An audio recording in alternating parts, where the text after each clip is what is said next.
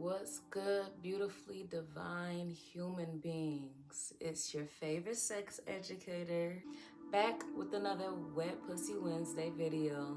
And today we're going to talk about the pros and cons of today's sex culture. And I'm going to be explaining a few commonly experienced female sexual concerns. Make sure you subscribe to this channel because you don't want to miss a video. Like this video if I say anything that you rock with. Comment below and let me know what you think about this video and what I had to say. And make sure you share this video. Don't be stingy. Share these gems. Before we get started, this is a reminder, I am a professional. I have studied human sexuality. I am studying human sexuality. And I live it and I embrace it.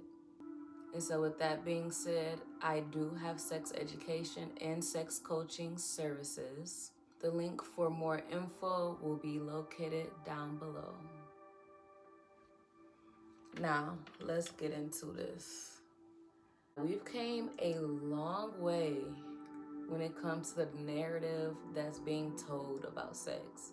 Still needs a lot of work, but y'all wouldn't even be surprised some of the things that used to be believed and the things that used to actually be encouraged and supported way back in the day. Now it's a somewhat new time. A lot of pros to that, but just like anything, there's usually always some cons as well. So that's what we're going to talk about. Stay tuned. The narrative around sex is way more pleasure-based than it was before. And I thank the universe for that. Because there was a point in time where it literally wasn't even an idea for women to enjoy sex. Like, it literally was just for the husbands. And for the most part, it really wasn't for pleasure. It was for procreation. The accepted use of sex or involvement of sex was for procreation. But of course, it was understood and accepted that men still received pleasure out of it. But it was, women was just out there struggling, you feel me? So now we are a lot more pleasure-based. And women are out here just being pillow princesses with no pleasure. The 20th century is when a lot of narratives and a lot of beliefs switched up when it came to sexuality. So it was really a point of time when a woman had no autonomy over her body. If she was married, which she had to be because there was no freedom at all, no rights, no freedom, a woman would be forced to have sex with her husband if he wished. And she was not allowed to give any fuss, no huff, no nothing. And it was believed that it was impossible for husbands to sexually assault, or further their wives, because wives' bodies were not theirs. It was the man's. It was the husband's. That was the believed notion.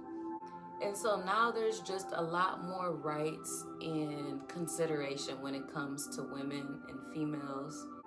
But now the downside to the increased autonomy and the increased exposure and conversation of sex and sexual messages is now there's no intention behind sex. People are just having sex just for the pleasure. Now, one thing we love to do as a society is to be polar opposites. It's either black or white, this or that, right or left, female or male, feminine or masculine. And so it's like you're either this extreme or this extreme. And anything in between doesn't make sense to most people for whatever reason. With that culture already in place of extreme opposites, it's the same when it comes to the narrative and beliefs of sex. And I have been very guilty of this as well. it's society is, is always the extreme right, the right extremist or whatever it's called. And so that's like society. Society tells us that sex is bad unless you're married, that sex should be pleasurable, sex is for the man, all the typical sex scripts that we've all came to know, learn, some may accept, So then on the opposite side of that is promiscuity. So it's this combat because society has told us no for so long when it comes to sexuality and sensuality. So now we're like, okay, well, we're just going to take this and run with it in the complete opposite direction. There's a lot of reasons behind why people go to the extreme, but with anything, with everything, balance is really what the answer is. Finding out what intentions lie behind your actions and habits. There's no point in engaging in things without intention. And I believe that with everything, when it comes to food, water, psychedelics, and other substances, everything needs to be within balance. And so we're still learning that, and that's why I'm here, because I'm here to push that message forward. Just balance. There's so much importance in balance. It's why so many things are out of haywire and crazy, because we are not in balance as a world, as a universe. You feel me? So let's work on that together. We're gonna get there. Even if I just help 1 or 10 or 200 people, we're gonna get there slowly but surely. One of the reasons why we struggle with balancing our habits, our sexual habits, is because we don't understand the power that truly lies within our sexuality. And sexuality is more than sex. That is another thing that needs to be talked about. Just because sex is in the word, it's just a bigger picture. Sexuality is the whole picture. It's mental, it's physical, it's emotional, it's intimate, it's sexual, it's platonic. That's sexuality is a bigger picture, way bigger than just simply having sex or desiring sex. So from here on out, I will start using sensuality a little bit more, so there can kind of be a general consensus of what I'm referencing. But just know, if I'm saying sensuality, in the same sense I'm saying sexuality, but just in a vanilla term. We won't get too deep in the power of sex and sex magic, because that's a whole nother video. But just know, everything about our bodies is intentional. Everything is for a purpose. Everything is very powerful and divinely made in a very intricate, intentional, specific, beautiful way. And the same goes for sex and sensuality. When it comes to your sensual expression, how you move your body, how you communicate, how you experience intimacy, how you experience emotions, all of that is sensual expression. All of that is very powerful when you're mindful and intent with how you go about those things. So just know, sex is very powerful, and you should very much be intentional with who, what, when, where, and why you engage with any type of sensual expression.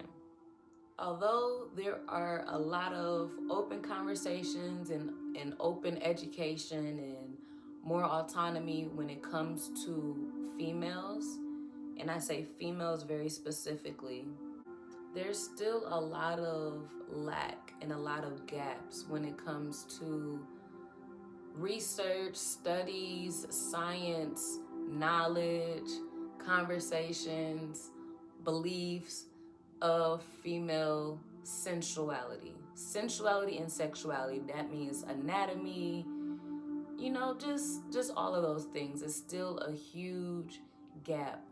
But a lot of that gap is honestly filled in with male sensuality. One thing our society is perfect at is emphasizing differences. And they have done that perfectly when it comes to female versus male. But the thing that they don't tell us, there are a lot more similarities than there are differences. For anatomy, for an example, our sexual anatomy is a lot more similar, and they actually derive from the same biology and processes and development than what has been revealed. There's a lot of similarities, especially just in our genitals. Like, have you ever really looked at a clitoris? Like, pulled the hood back, exposed it, and just stared at it? It literally looks at like the tip of a penis, literally. And so, quick side note, because this is important to understand, because it is commonly spread that the clitoris has more nerve endings than the penis. Let me debunk that right now. That has not been proven. It is not a scientifically known fact. But the clitoris has a higher density of nerve endings, but that is only because of the surface area. The clit is very small compared to the tip of a penis. So that just means all the nerve endings are a lot more closer, and which means that they are a little bit more extreme, and that's why our orgasms are different than men. Most men can only feel their orgasms in their pelvis. Women, magical, divine beings, we feel our orgasms throughout our whole body naturally. Now, men, it is possible for y'all to also get the full body experience, but it just takes a little practice, a lot of practice. But yes, just, you know, things that we should have knew before adulthood.